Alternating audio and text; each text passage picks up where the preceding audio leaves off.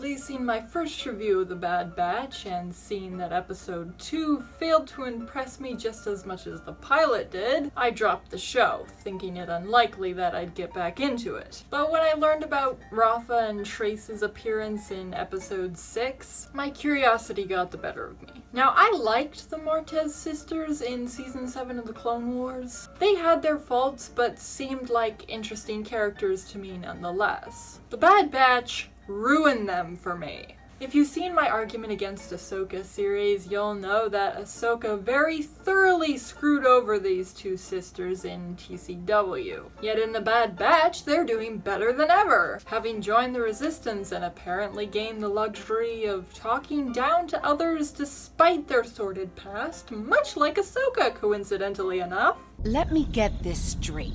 You knew how dangerous the information on the tactical droid is, but you didn't know who you were giving it to?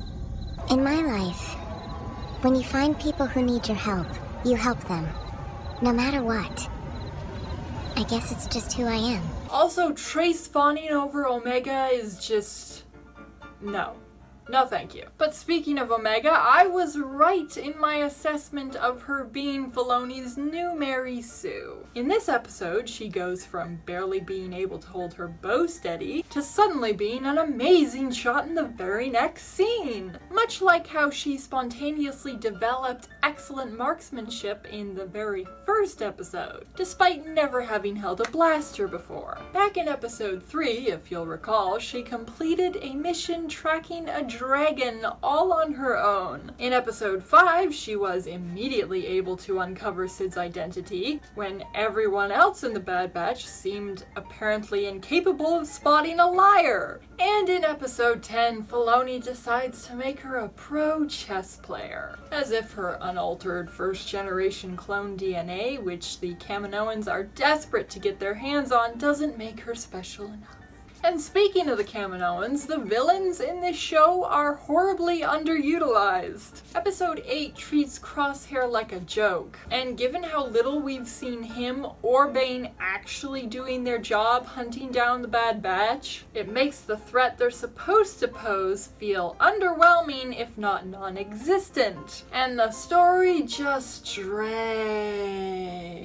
Considering they only have 16 episodes to pull off whatever it is they're trying to go for here, the writers really don't seem in any hurry to get to the point. Most of the episodes so far have been solely focused on meandering side quests. And the latest episode doesn't even focus on the titular characters. Filoni just up and decided to make Hera the lead. It's almost like he got bored of his own shoddy writing for this show, which, let's be honest, so far has more or less been just a ripoff of The Mandalorian. Battle-hardened warrior or warriors pick up a mysterious child and traverse the galaxy together. Except The Mandalorian actually did it well. And can we talk about the fact that this show is mostly just Filoni paying fan service to himself? He pulls 4 flat, one-note characters from one arc in season 7 of the Clone Wars, decides to make a whole show about them, except when he doesn't, and from there he brings in Kanan, Depa Billaba, Tarkin, Saw Gerrera, Cut LaQuain and his family, the Martez sisters, who most people didn't even like, Rex, Cad Bane, Fennec Shand, Hera and Chopper. Who next?